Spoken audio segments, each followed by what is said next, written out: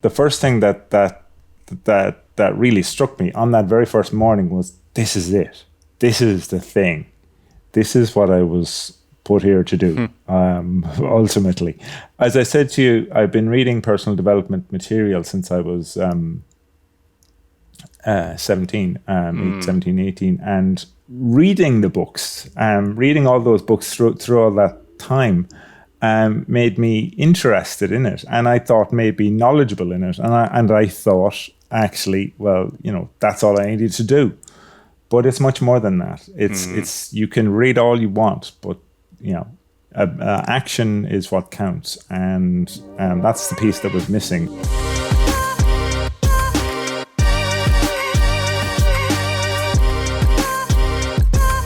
Hello and welcome to the 8th episode of Your Tagline Here.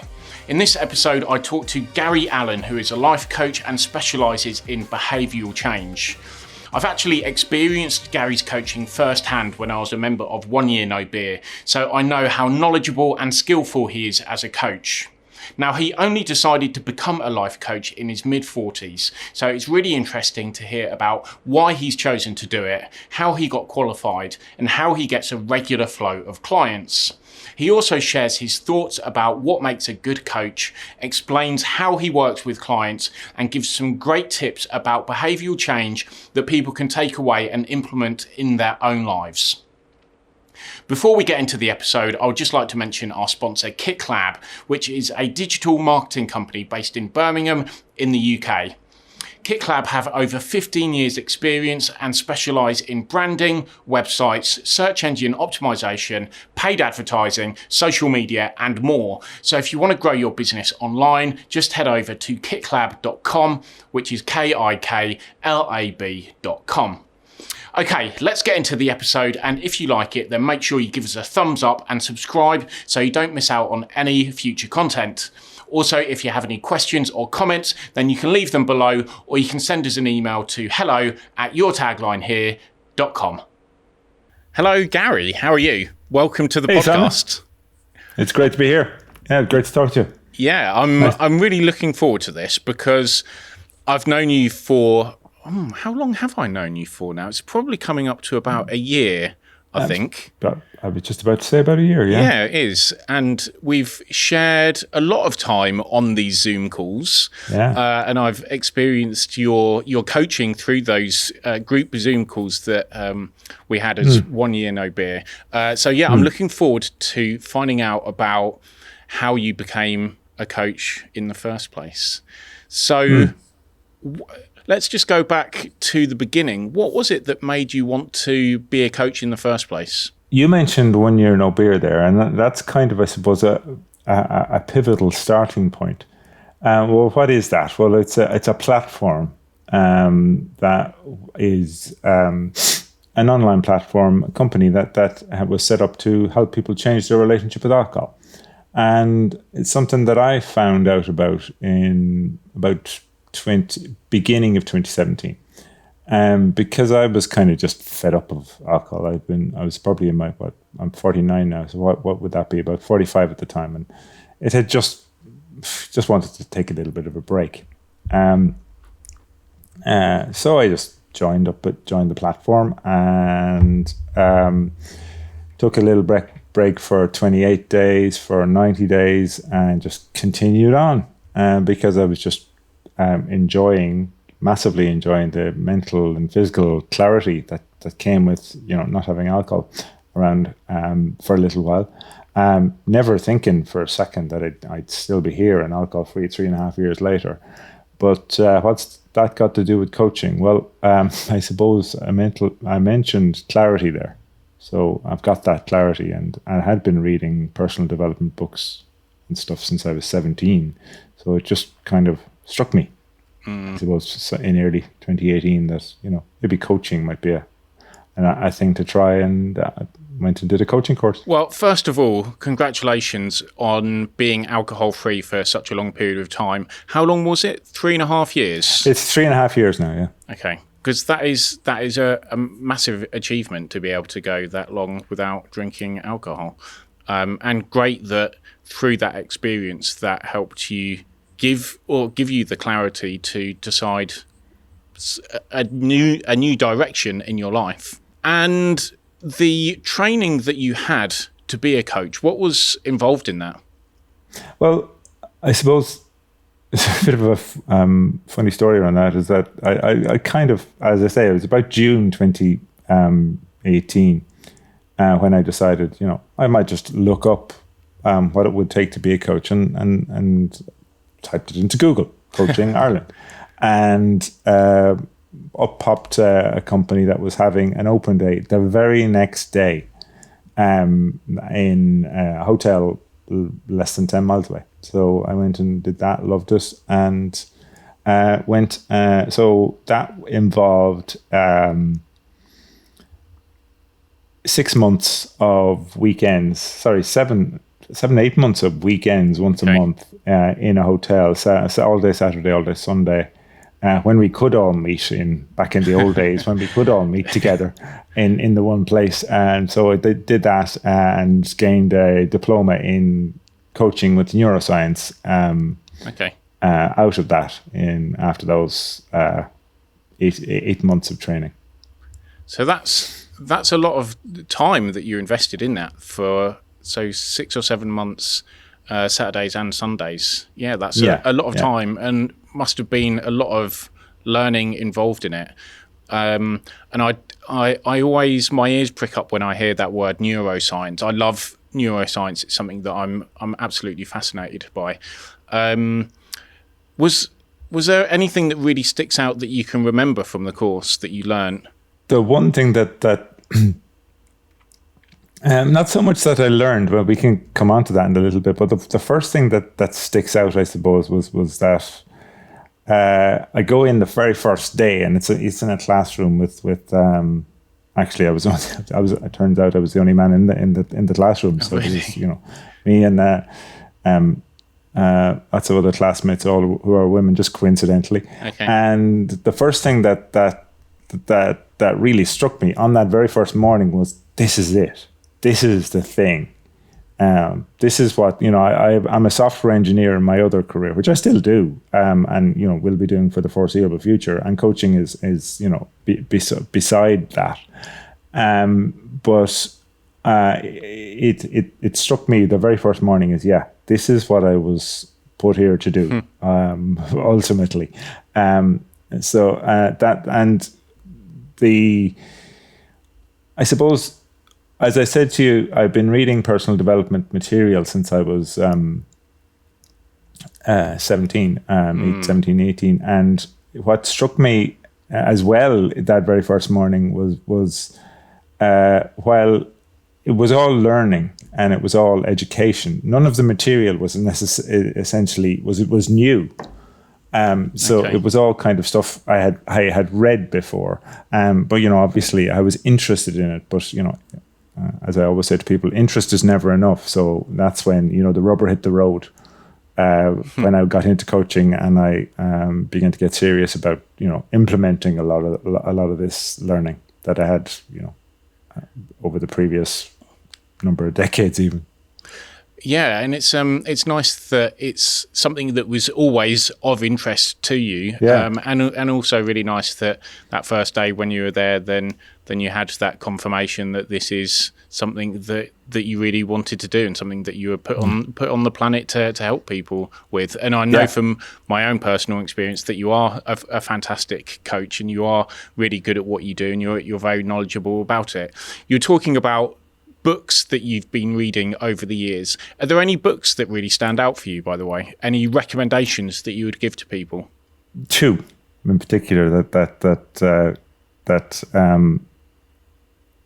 stand out for me off the top of my head. I mean, I'm literally, as if you could see my desk here, Simon, there's literally dozens of them everywhere. But the two that stand out, one is called The Obstacle is the Way, by a guy called Ryan Holiday. In fact, pretty much any of the stuff that Ryan Holiday writes is gold to me. He's an American writer on Stoic philosophy and Stoic thinking. But the Obstacle is the Way is one that I've revisited recently, and probably my favorite book, really, if I was to pick a favorite, would be one called The War of Art by a guy called Stephen Pressfield. Okay. It's about resistance, and resistance is in some form is the reason that we don't do what we long to do. For example, why did I not become a coach 10, 15 years ago? It was only in gaining this knowledge about resistance that I realized, well, that was it in some form or other, but I didn't actually know it was there until I read that book. Okay. That's a very interesting question, actually. Why didn't you do it earlier? And you said resistance. What do you mean by that? I suppose not thinking that I'm good enough. Okay. Really, not thinking that I was and I suppose reading the books, reading all those books through all that time. Made me interested in it, and I thought maybe knowledgeable in it, and I thought actually, well, that's all I needed to do. But it's much more than that. It's you can read all you want, but action is what counts, and that's the piece that was missing. And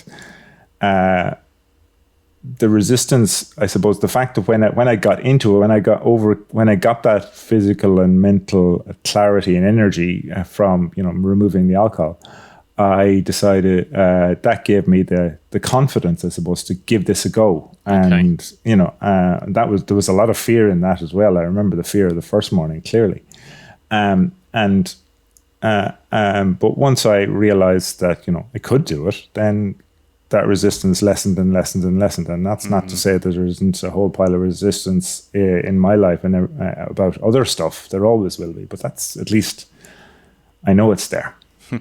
Can work with it. Yeah, that's really interesting. And I'm sure that there's a lot of other people that feel that resistance as well about making any kind of change in their life. And I know that it's something that I've experienced with the career change that I've made. And it's something that can stop people from doing things that they really want to do. So thanks for those recommendations. I will check those out because I've not read either of those books. So I'll add those to my Audible list. So just talking about coaches, what is it that makes a good coach? It's a good question. I think it probably makes a number of things, really. What is compassion, empathy. We've all, I suppose, been there in terms of our struggles in our life. So compassion and empathy are two of the things that I think people have said about me in my coaching that are fairly strong. But I suppose one of the things that I'm kind of maniacal on and a bit fanatical, I suppose, on is a complete objectivity or a complete lack of judgment. Because the last thing anybody needs, and I suppose any coaches listening to this will think it's common sense, and I hope that, it's common sense, and most coaches have it, but a complete lack of judgment of anybody that comes into a coaching conversation is utterly and completely essential. Because and objectivity, it makes a good coach, because you could say something to me like, for example, I've just won the lottery, or my cat has just died. One very good potentially, and one very bad. But it's up to me then to go, actually, well, they're just two stories. They're just two events. And so we can make up our own meaning about this. And so it's up to me to actually see the self-limiting beliefs that you're bringing to the conversation and go, actually, do you know what? Is that really true? Can we change that conversation? Can we change that story that you're telling yourself? Where's the evidence to back it up? And what can we do to change it around? And sometimes, so I suppose, go on. No, I was just going to say, so it's that objectivity and that lack of judgment that I think is key. And what you were saying there about how being or challenging people and giving a different perspective and asking them the questions to almost challenge themselves, actually, by asking them, well, is that really true? You're not saying to them it is or it isn't, but you're just prompting them to challenge it themselves, aren't you? Yeah. Whereas in a normal, typical day-to-day conversation, you will tell somebody a story and they will buy into that sort of story. Like, well, I just won the lotto. Isn't that really cool? My cat just died. Oh, isn't that really bad? Whereas I will go, okay, right, that's a story. That's all it is. It's a story and it's an event, and we'll just, we can make up our own meaning about it. Yeah, absolutely. So with the coaching that you do, what sort of people do you typically help? Well, as I say, as we did talk about, I am a coach with 1 year no beer, so it's very much the vast majority of the coaching that I will do will be to help people with behavior change and with habit change. Because in 1 year no beer, we help people, and I help people help them change their relationship with alcohol. And that isn't necessary. I'm not talking here about the people, who have a dangerous, damaging, life-threatening relationship with alcohol, because I don't have the qualifications and I don't have the training for that. But I'm just talking about here somebody who, like me, built up a habit that is just kind of boring now, and it's past its sell-by date and it's not working anymore. And it's just so to look it's those people that I enjoy helping most, where they can actually look past that and go, well, what is out there if you just remove the alcohol, and how can we change these habits that you've built up over the course of potentially decades. Those are the people that I enjoy helping most. Which must also be good because you have been there and done it and bought the t-shirt, and you are a living and breathing example of making that behavioural change, and now 3.5 years without drinking. So having that direct experience must help you to help other people who are in a similar position. I am lucky in the sense that I got that opportunity in 1 year no beer, but at the same time, I do think the skin in the game, if you want to call it that I have in there, and with people, being with them in their journey through their changing their relationship with alcohol, I can say, well, this might be coming next, or I've experienced that. Here's my take on what's happening here, and this is how I dealt with this. It makes it, I suppose, it makes me a bit more successful than otherwise it might. Yeah, and I think it gives you more credibility as well, because even though you've got the qualifications behind you, you've also got that life experience. So people know that you do really know what you're talking about, because you've not just read about it in a book, but you've actually been there and done it. With behavioural change, can you give an example of some kind of exercise or technique that you might go through with someone to help them change a behaviour or a habit, whether that's with alcohol or whether that's with anything else? Yeah, well, there's I suppose 2 or 3 things that spring to mind here. Is first of all, knowing why. Why do you want to do this? That is absolutely key, because we can I should is not a good enough reason, really, to do anything. We need to buy in. So people do things, or people make any change, really. Any behavior change for one of 2 reasons. One is a reason of desperation. In other words, something's got to give. This has got to stop. I can't go on like this, etc., etc. Or the one another is a reason of inspiration. In other words, imagine if I could. What would happen if, etc., etc. So and what prevents people from, a sustainable behavior change, from gaining sustainable behavior change, is that they stay with the desperation. Desperation is important. It gets you, and that's a very melodramatic word, but just to illustrate a concept, it's important that gets you started, because it will get you started, but it won't keep you going. You've got to get to the inspiration. So that's number one, knowing why. Number two, knowing that you actually have achieved stuff before, and actually acknowledging that and writing it down and making that list of stuff you have achieved, because everybody's achieved stuff. Everybody. In their lives. No matter whether it's, making your bed in the morning, or whether it's going to college, or whether it's, raising a family and getting a job. Everybody's achieved stuff. So there's evidence there for almost the entire population. There's evidence there that you can achieve stuff. So that's doing that inventory of your successes is number two. And I suppose the third thing is very, very, very importantly, is to start small. Is to break things down into their tiniest components. For example, if you were to try to start a meditation practice or a writing practice or something like that, just doing it for 5 minutes a day, consistently.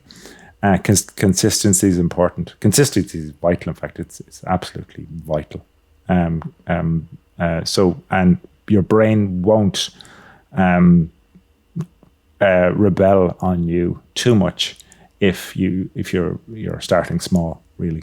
So those are the three things: know why, make an inventory of your past successes, and break things down into their smallest bits. Thanks for sharing all of that. That's really powerful information that people can use, and really powerful exercises that people can do. I know from my own personal experience, just writing stuff down can be really therapeutic in a way, but can also be very empowering, because I know for me, a lot of the stuff that's in my head when it's going around can be very negative, and it just seems to snowball. But when I'm writing down on paper, I find it much easier, or writing on a computer, I find it much easier to be more positive with what my thoughts are.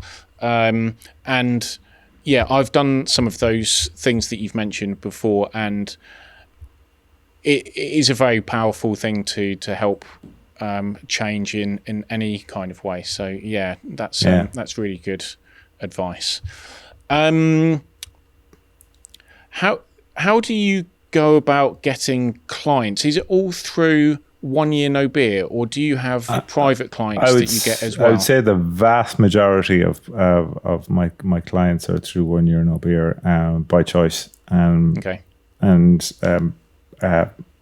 But because I really, really enjoy that, and the odd client here and there from word of mouth comes to me locally as well. And that must be a good thing for you, because you know that you're getting a regular flow of clients. I'm incredibly lucky to be in that position. Yeah. And you don't have to worry about the marketing side of things, which is very challenging. And from someone who wants to be a coach, I imagine that you want to concentrate your time on being a coach rather than having to do all of the marketing side of things. Absolutely, yeah. So I suppose it's like it's maybe the coach's equivalent of winning the lotto. Like you just, my clients come to me. So. That is really good. So if there's anyone out there who is thinking about being a coach, what advice would you give them? Again, I'm going to go back to know why, because that's what's going to make you successful. If you know why, first of all, and I'm not going to tell you that I knew exactly why that I wanted to be a coach, but I kind of knew. When I went into that classroom, I knew it was the right decision, but I can't tell you now that I knew why. I was interested in personal development. I was interested in neuroscience. I was interested in all that kind of stuff. But I never, for a second thought it would be as a life-changing a journey as it has been. So know why is the first thing. And if you don't know why, just give it a go. If it appeals to you, then cool. If it doesn't, then cool too. But the second thing is, and I can't stress this enough, is get a good qualification. Okay. Because it's unfortunately, in my opinion, it's not a regulated industry. At least not as regulated as it should be. So anyone can call themselves a coach, but if you can get a good qualification, that will give you some, I suppose, credibility. I've just gotten an advanced coaching qualification over the last couple of weeks. I've just finished that course in advanced coaching at Neuroscience. So that's that adds another little string to my bow as well. You've mentioned neuroscience a few times now, yeah. and I said that my ears prick up because I love that kind of thing, and I'm just fascinated by how the brain works, because it's just bonkers, isn't it, how the brain works. But I love understanding all of the different bits. So how does neuroscience and coaching fit together? Okay, that's an excellent question. But I suppose the way I would answer that is by one word. By awareness. It gives you, I suppose, coaching is about creating awareness, but particularly in this instance, it's creating awareness around the fact that a couple of things. One, what's going on in here? What are your systems, like your sympathetic nervous system, your parasympathetic nervous system, your vagus nerve, and learning all that stuff about all of the systems you have in your brain, and also creating awareness around some of our reactions, or quite a lot of our reactions to events. Our strong reactions, like our reactions of fear of any sort, or fight, flight, freeze, is to a large degree not our fault, and not something that we can necessarily do a lot about, at least from an initial point of view, because those reactions, those fight or flight,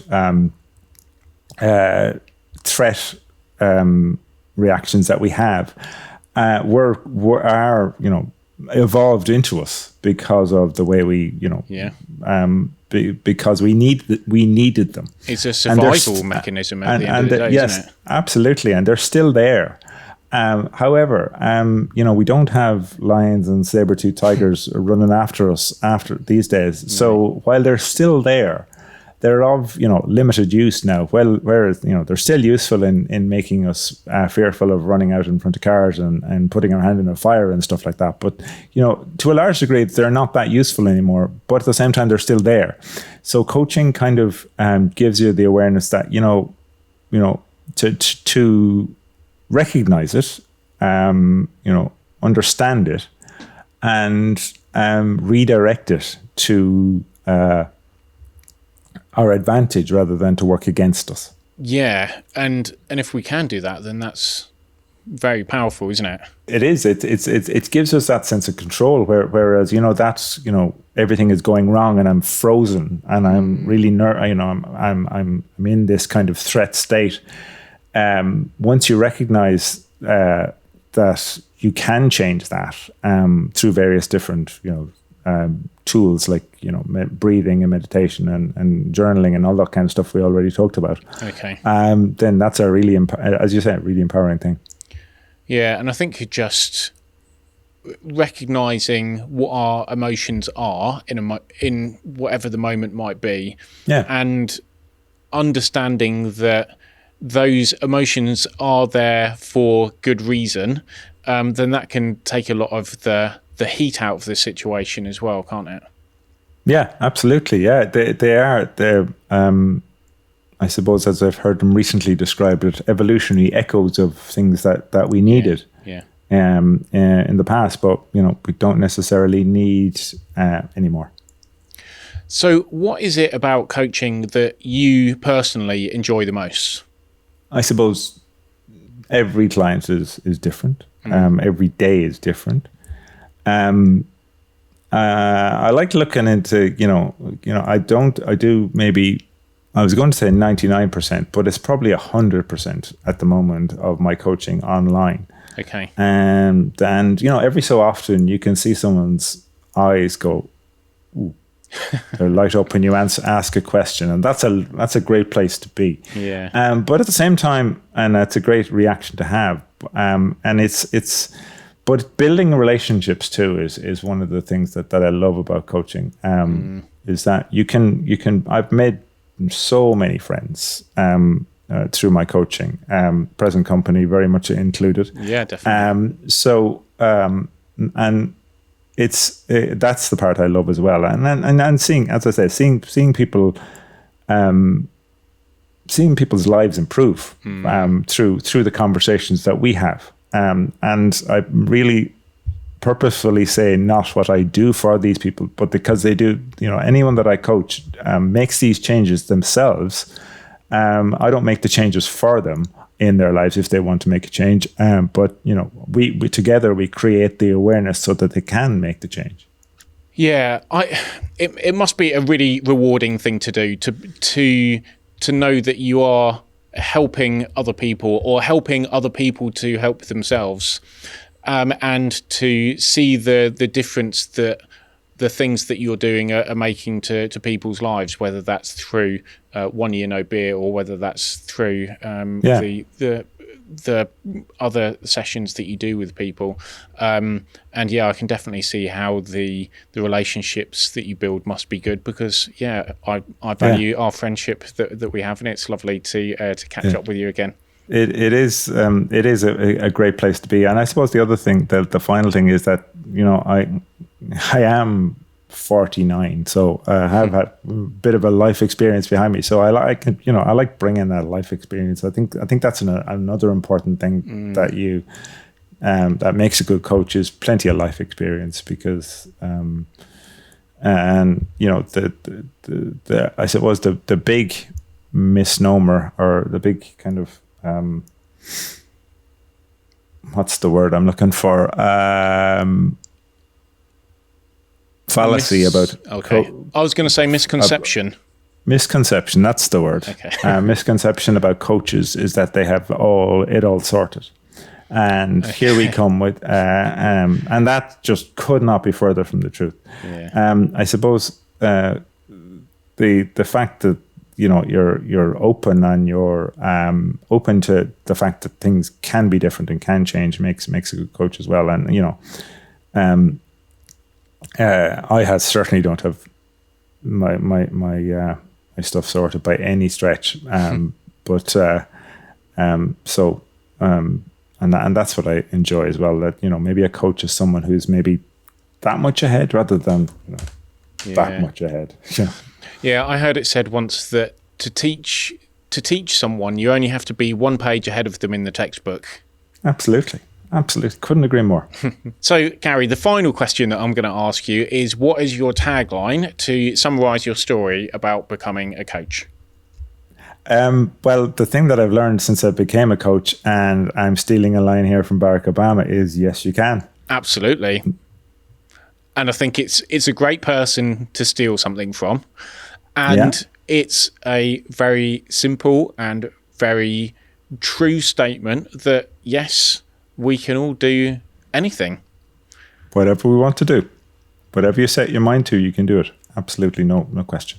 And it just, like you were saying earlier, it's about taking things in small steps as well, isn't it? And just having faith and having belief, and yes, we can. Yes, we can. Yes, we can. Okay.